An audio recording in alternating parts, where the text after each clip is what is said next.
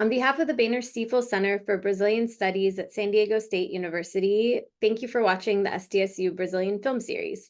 In February 2024, we screened We Are Guardians, a documentary that follows the indigenous forest guardians of the Amazon as they fend off loggers. Here's the Q&A we hosted with the film's three co-directors, Edivan Guajajara, Chelsea Greene, and Rob Grobman. They zoomed into a Brazilian studies course on the Amazon and talked to our students about the importance of documenting efforts to protect indigenous territories in the Amazon, their process of making the film, and what students can do to help the cause for conservation in the Amazon. This project came about, and why did you choose the medium of film to tell these stories? Então, esse projeto, ele surgiu não apenas, né, durante esse processo de gravação, né? É muito antes disso, porque eu, desde quando era jovem, né, quando era criança, eu sempre tive essa curiosidade de saber de como que produzia um filme, de como que fazia um documentário. Então, eu cresci com isso na cabeça de querer fazer isso. E quando foi em 2015, eu tive a oportunidade de fazer um curso de capacitação, né, no território indígena Araribóia, e onde se criou o mídia indígena. Então, a partir dali, eu sempre quis algo a mais. Então, quando conheci Chelsea e Rob, eu já sabia, né, de como que as coisas aconteciam, de como que a gente produzia os roteiros. E, é claro, eu como indígena, que sempre teve no seu território, não poderia deixar essa oportunidade de não contar a nossa própria história. Foi aí que eu entrei de cabeça nesse projeto com eles, com Chelsea e Rob, para contar a história dos povos indígenas, do que eles fazem, do porquê eles fazem essa luta territorial, que não é apenas a luta, não é só para mim, para Chelsea, não é só para Puí. Eu acho que essa luta é muito além, né? Vai muito além. Então, foi por isso que eu permaneci na equipe para dar essa visibilidade e contar nossa história. For us, we haven't always been in the village facing the illegal invasions as he has, you know. So for me and Rob, the story goes back to 2019 when we heard that the Amazon was on fire, and we thought, how can they burn the Amazon on purpose when the rest of the world is burning and in a climate crisis? It's like, we can't have something so important be burned for something so frivolous and unnecessary as the slash and burn agriculture that's really like for the greed of a select few people. And so we just had to go down and figure out what was going on and try to help. And for us, cameras and media has always been our tool for the fight, you know, just like Edivan was saying, has always been his chosen, what he was drawn to in a way to communicate and fight for his people. We've always felt like that too. Me and Rob went to film school and knew from an early age that this was our passion and our destiny. Yeah, film is an incredible medium of connection.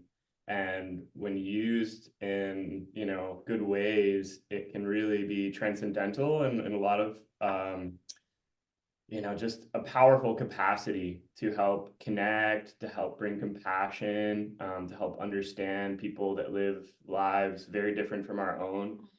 So it was obvious, you know, for us with the experience we have making films that this story needed to be told in this way, and really with a lot of sensitivity to the people that we were working with. It was really important for us to show many different sides of the story, because in the end, the film is very much about how we're all connected, how we're all really a part of Earth's organism in and of itself, and that we need to find ways that we can work together rather than separate and be fighting between each other. Throughout the entire film, I wonder why the loggers who know they are illegally logging let you come and record them and give away their identity. We were surprised by this as well. I mean, when we went to meet with them, first off, it was quite a task to even get to where they were. We were about 2-day journey to get into the middle of the jungle, where we didn't know whether we would meet any of the loggers, whether they would be friendly to us. But we just went forward knowing that we truly wanted to share their story Fala dele, né? in you know, a very open and compassionate way. And we brought bandanas for them to hide their identity. We told them that, you know, we would mask their identity in the edit if they wanted that. But as soon as we met Valjeer and his friend that first day, they were like, no, this is fine. Like, we want to share our story. We want to let the world know what's going on for us. And it really felt like they were waiting to tell their story. No one had really asked them what was going on for them. And we felt that, you know, we were probably with them in total about 14 or 15 days over the course of a couple trips. And, you know, we felt their desire to be seen and to be heard throughout that whole trip. And for me, it was one of the most powerful experiences of the production, just because I went in with a lot of preconceived notions about what they would be like and how they would treat us. And you know, they have a lot of rough exteriors, of course. You know, Valjeer is a pretty crass guy with a lot of dirty jokes and a lot of just, you know, rough life experience. But underneath that was really a truly golden heart, and he looked after us, and his team looked after us in an incredible way. So it was a lesson for me in going in with my own concepts and notions of what that would be, and being really pleasantly surprised because they were good people, you know, in an unfortunate situation. Is there extensive conflict between the indigenous group of people guarding the Amazon from illegal loggers and the indigenous group of people that is selling the land to them? Com certeza, quando se trata de riquezas naturais dentro de um território indígena, sempre existe o capitalismo, né? Ele acaba atingindo aquele que tem uma mente mais fraca. Por exemplo, no meu território Araribóia, existe os protetores, que são os guardiões que fazem monitoramento territorial, mas também existe as pessoas que têm a mente fraca, que deixam se levar para fazer certos ilícitos dentro do território, fazendo desmatamento ou até mesmo acompanhando os próprios madeireiros. Mas é claro, né, e essas pessoas são as grandes minorias, né, porque os que protegem o território são a grande maioria. There was this small group of people, it was agro-indigenous, and they were making a lot of noise in WhatsApp groups and like sending threats for us being there filming and stuff like that. But we never actually met them, you know, and so it was like, are they like, how many are there? It's kind of this amorphous enemy that we weren't really sure, we couldn't really put our finger on, you know, but that existed. That was interesting. I think for our storytelling purposes, this and for Marsal's life specifically, and I'm sure many other Indigenous people in this fight, this is the most terrible thing, their biggest conflict. It's like, how can my own people sell out and be against what I'm trying to do, even though it's for the greater good of them and everyone, you know? And so I think that, so what he was trying to say with the weak minds comment is that like capitalism has clouded their judgment to do something that's against their best interest. Yeah, I think like most people in the world today, you know, they see the new iPhone or they see a new shiny vehicle, and you know, they want that as well. And people sometimes get very desperate to make money, not just for those things, but to survive. You know, a lot of people in the aldeias don't have very much access to food. They don't have much access to healthcare. Things are incredibly difficult, and so people are very desperate to make money for their family, to take care of their family, and sometimes this results in, you know, less than good things as far as, you know, what is happening for the overall territory and the health of the territory, as well as the health of the whole community. Yeah, it's unfortunate. It's something you see, I think, everywhere, and the indigenous communities, unfortunately, aren't you know, different. Not all, everywhere.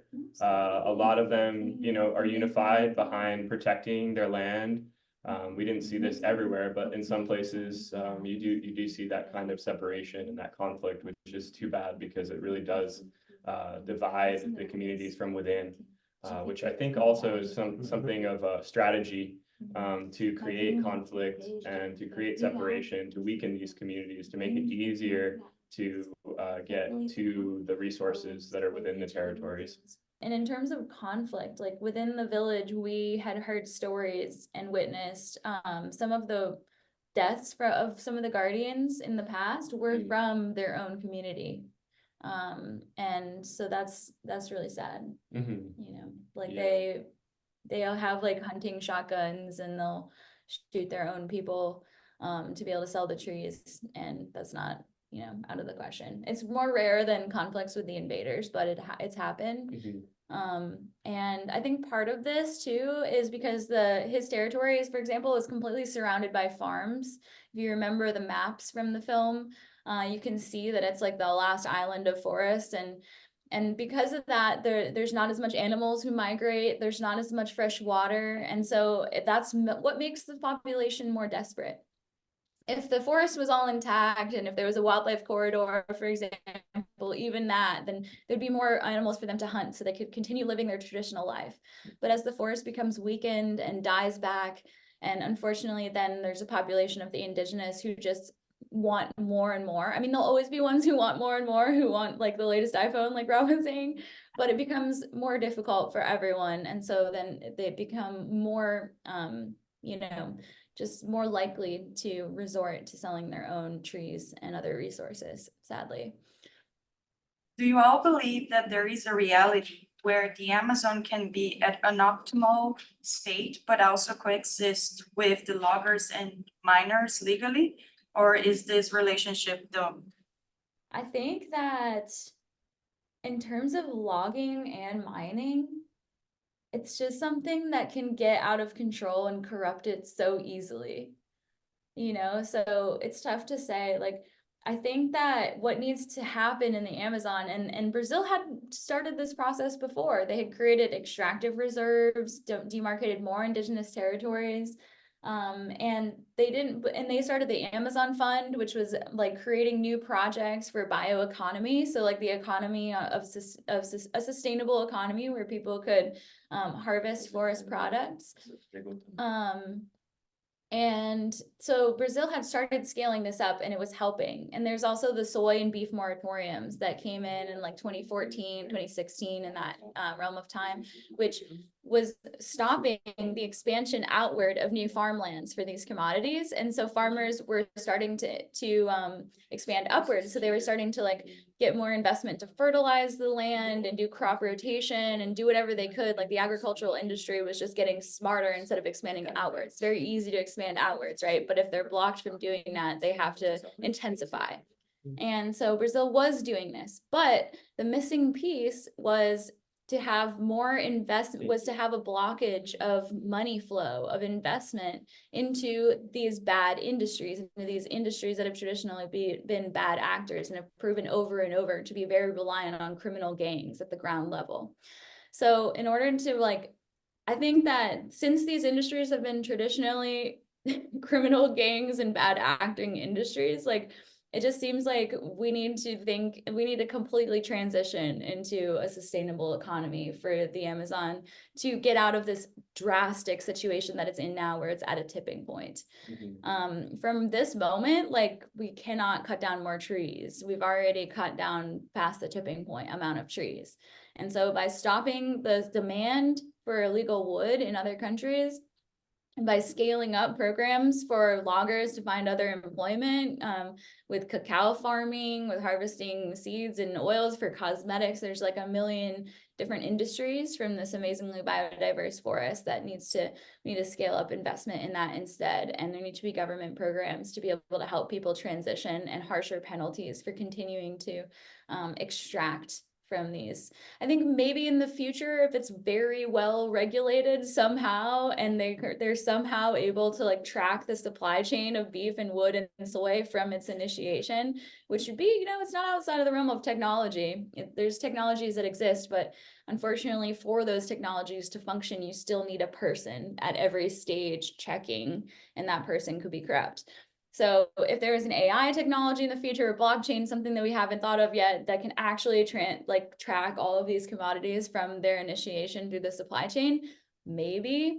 But Brazil doesn't need to cut down one more tree to double its agricultural production. And so this whole argument that for the Brazilian economy, you need to cut down more of the forest and you need to like scale up these extractive industries is just not true. It's completely false.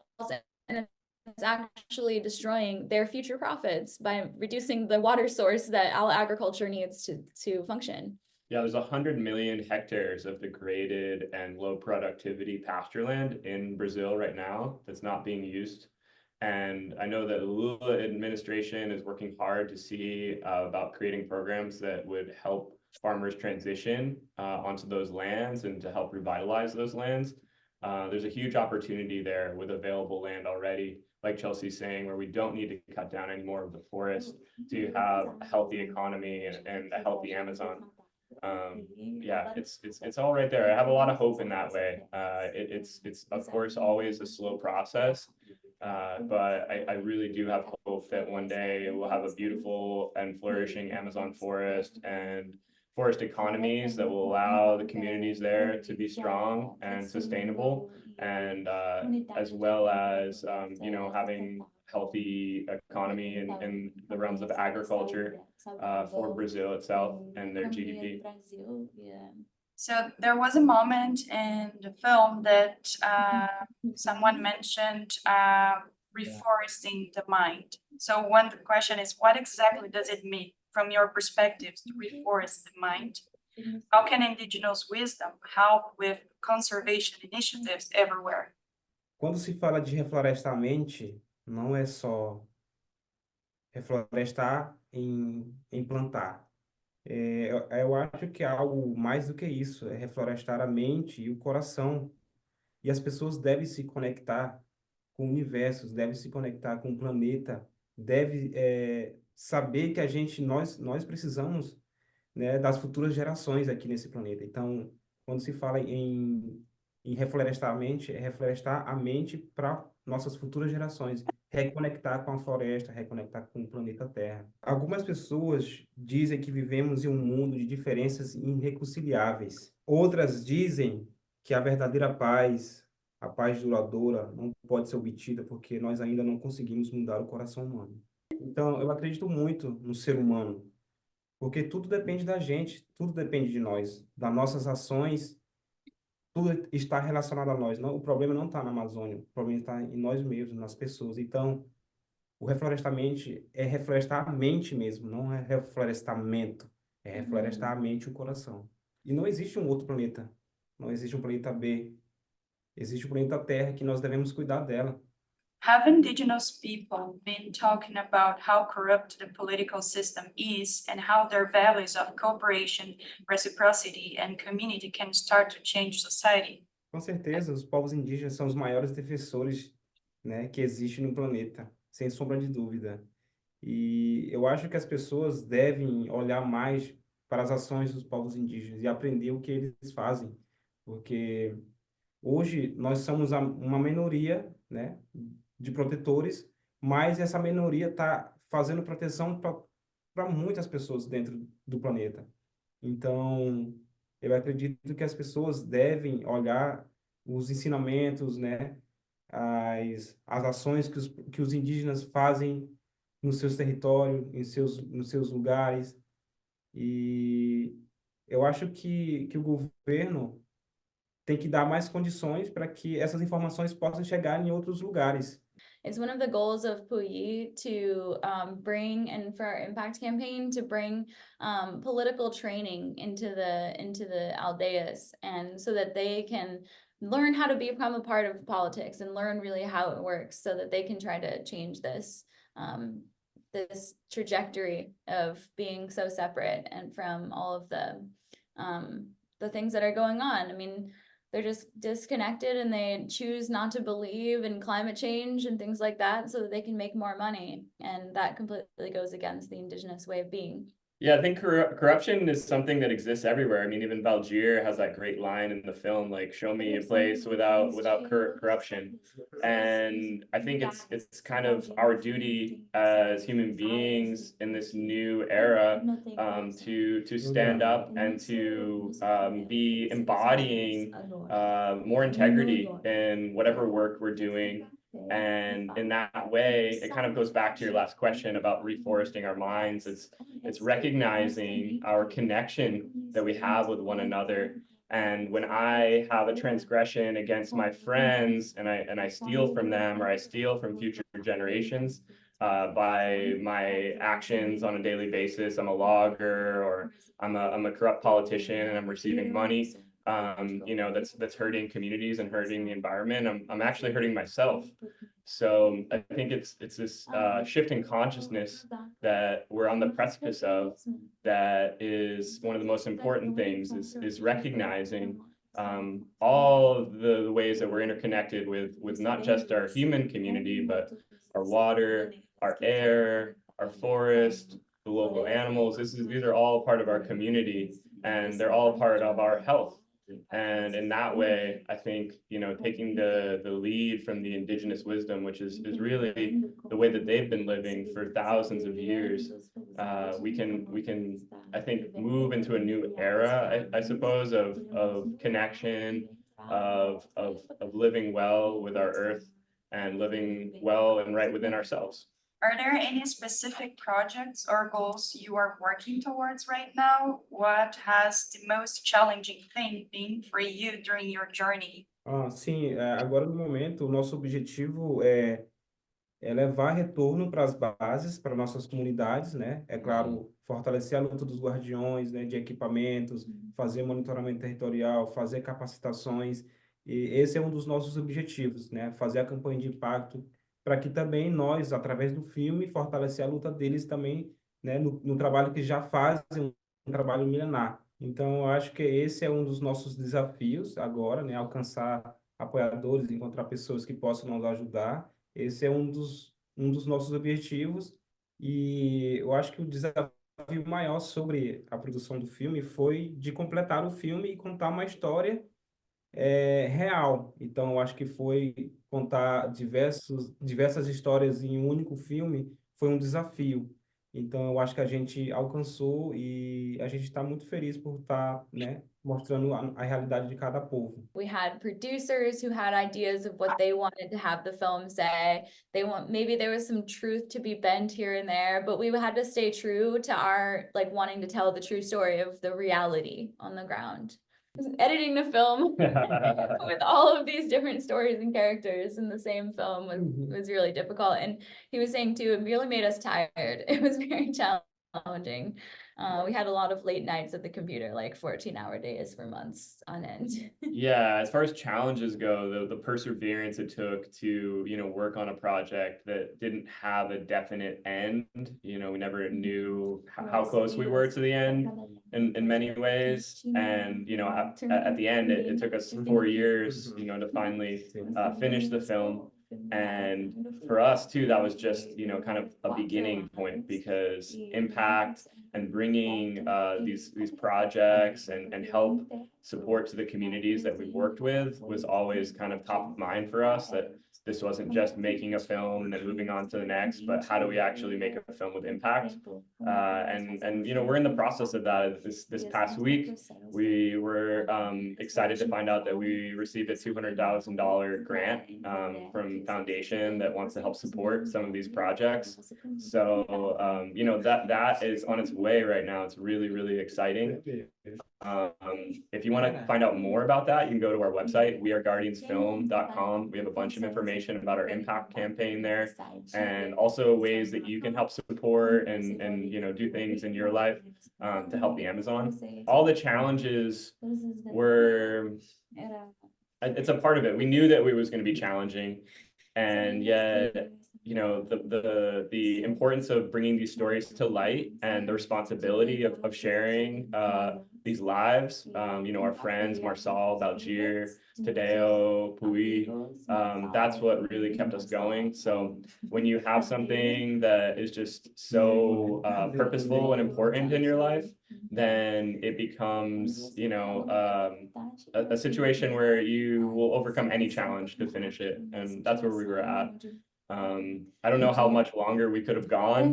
So I'm happy that it finally came to an end as far as the editing is concerned. But yeah, we're really, really proud of the film, and now just very grateful to share it. Are there any ways that they can make an impact as college students? Well, I mean, I think it's obviously really important to boycott the products that are causing deforestation, but probably more important that you could do as a group of college students would be to speak out together, find ways that you can actually speak out in person or online to these companies and show them that we won't stand for you destroying our future. Can you make social media posts? Can you write a letter to the CEO? Like, I can give you their contact information, for example.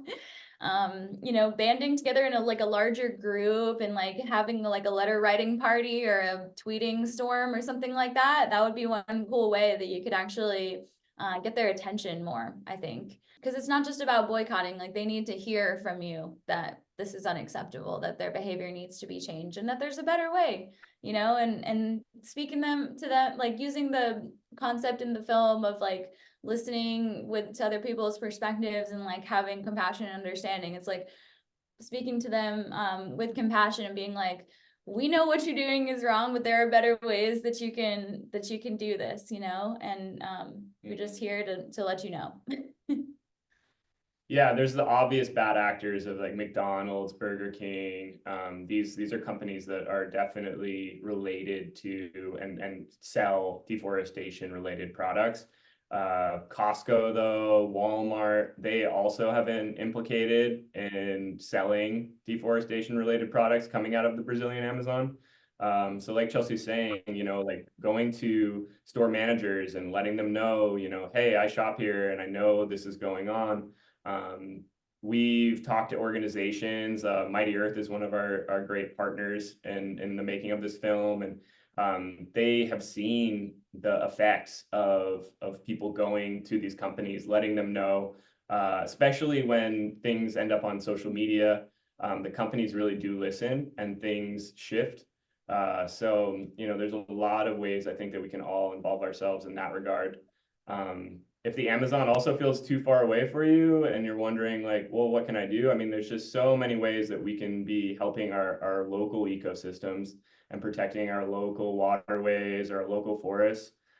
So I would also encourage you, you know, to get involved in that way. I mean, it takes really all of us and our interests and our gifts to make this work. And I know for a lot of people, the Amazon feels very, very far away.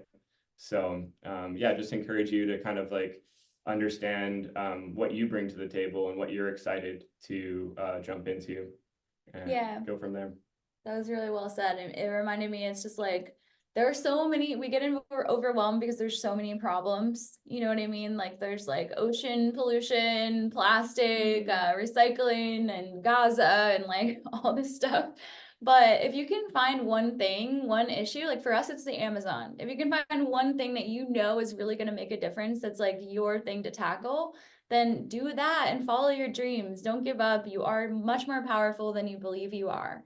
And so fully embodying that and going after the thing that you are drawn to is like what's changed our lives and made us more happy in general from being an activist and loving what we're doing. So I encourage you to find all that for yourselves. And if you do want to check out our website, the Take Action page, we have some good ideas for things that are a little bit, you know, like it's not just signing a petition. Like, for example, you can divest from deforestation if you have a Bank of America credit card, or, you know, we have a list of banks and credit cards that are involved in financing deforestation.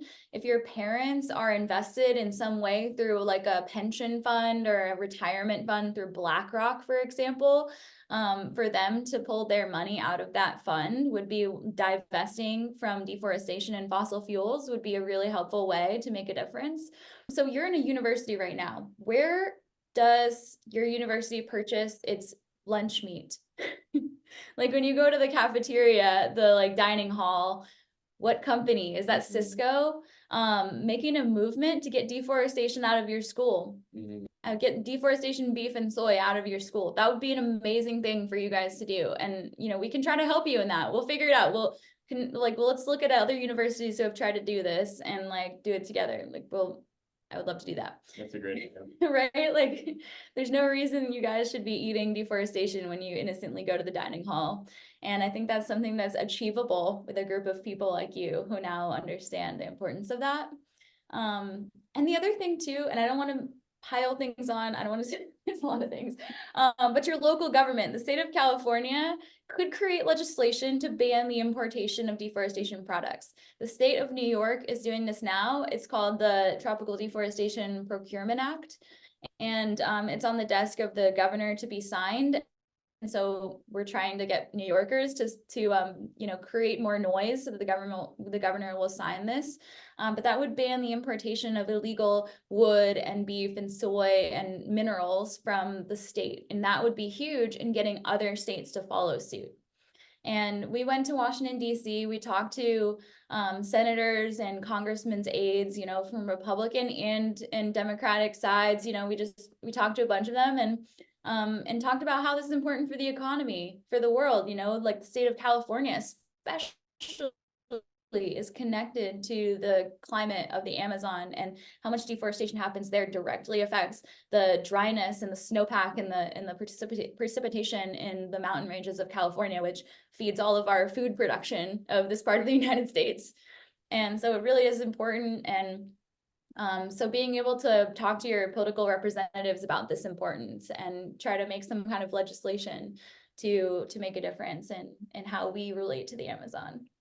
I just had a question about one of the main women that are featured in the film. I forget her name, but she was at the Glasgow climate conference, and she's talking about how her people, the indigenous, do all these things for the environment but aren't paid for it. And so I'm just curious as to how we as like civilians can help repay these indigenous people for the ecological services that they're either providing to their ecosystem or the climate as a whole. Being a supporter of things like the Amazon Fund, which was a fund that was coming out of European countries and Scandinavian countries that was giving money directly to Brazil and the Brazilian government to support, you know, indigenous people, to support environmental protection and preservation. These things are incredibly important. I mean, it's really on the global community to support efforts to protect the Amazon. It can't just be on the Brazilian government. You know, there are ways, I guess, as individuals that we could help support. I mean, supporting our impact campaign, and we have a GoFundMe. So if you had $20 that you wanted to give, and giving directly to the Forest Guardians, you know, that also goes a long way.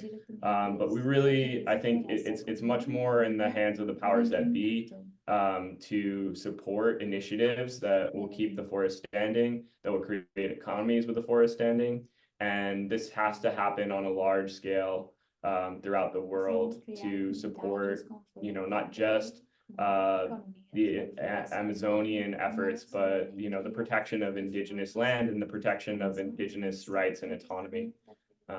This is, you know, not just in the Amazon, this is a fight throughout the world. I mean, we're experiencing this in the United States, experiencing it in other tropical forests around the world, experiencing it in the Arctic with indigenous cultures. So it's really something that we have to shift in the way that we're interacting to give them the protection and the autonomy that they need.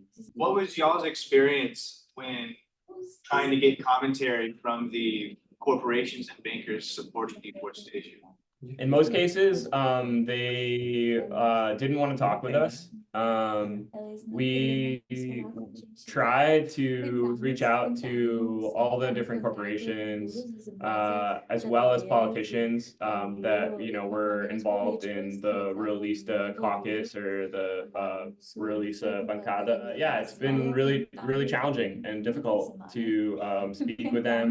They want to greenwash their efforts and talk about how, they're doing a lot to change. And often it's by 2025, we're going to completely eliminate deforestation from our supply chain, or by 2030, we're going to completely, shift our practices. Being on the ground though, I don't see these things and these promises being met. So yeah, it's frustrating in that way. I think a lot of filmmakers, a lot of journalists experience this. But of course, I'd be really excited to have a dialogue with these companies and with these business leaders. And that's an exciting part of our partnership with Mighty Earth, because they actually facilitate these types of engagements and these discussions. And they've seen results by sitting down at the table with these CEOs and pressuring them with evidence of what they're doing. So I'm hoping that we can, put this film in front of them. We even have like 30 and 40-minute cuts that we've done to make it, kind of more digestible and easier to pack into a smaller time frame. So yeah, we're optimistic that we can, eventually have some of these dialogues, but so far it's been next to nothing. Yeah, we tried repeatedly. We spent like a month in Brasilia, like trying to get into contact with representatives from the companies and the politicians, and they either just lied the whole time or denied us an interview. And so it was frustrating, like, to spend our time and energy to go to a remote location to interview someone who just lied to us the whole time, and we couldn't end up using it. So we just eventually gave up on that. Yeah. And the fight continues. We actually, through Mighty Earth, have continued to invite representatives of each of these companies to our screenings.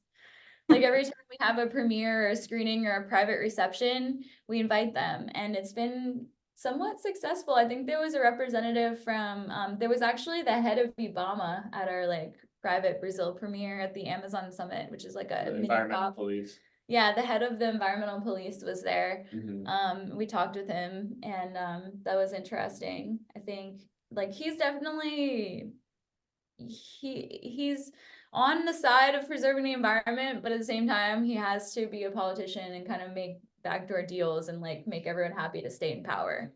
So that's the situation with him. And for the screening in Sao Paulo, we had Mighty Earth's help. We invited over 100 representatives from JBS, Cargill, Marfrig, Minerva.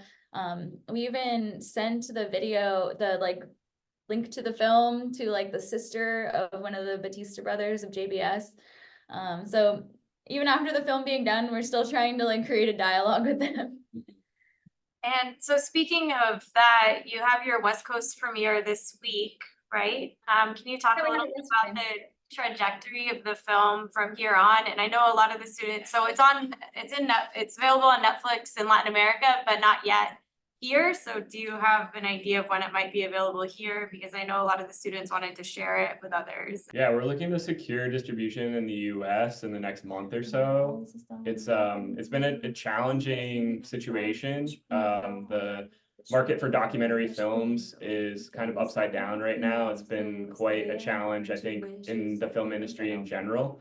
But we're really confident that we're going to find a great home for it here in the US. I'm hoping for Netflix, but at least in Brazil, like Netflix is really the only streaming service down that way that people use and have. So the fact that it's on Netflix in Brazil and Latin America is huge and really a dream come true for us. Here, there's a lot of opportunities with Hulu, with Amazon Prime, with other streaming networks, but we're definitely going to be on a major streaming network by the middle to end of this year in the US. Thank you so much for taking the time to talk to us. we wish you all the best with the premiere of the film on the West Coast. And Edivan, boa viagem. E Obrigado. esperamos que você curta bastante seu tempo aqui na Califórnia.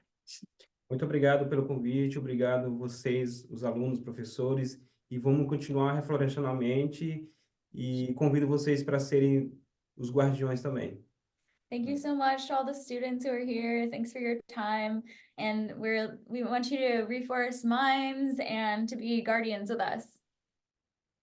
Yeah, thank you all so much. Really grateful to be here to share the film. And thank you all for your questions. And feel free to reach out to us as well. We'd love to stay in touch and stay connected. And, you know, like Chelsea was talking about earlier with efforts within, you know, your university, maybe we can collaborate on something, you know, at the university there. So, you know, thank you so much for your time today. It was great.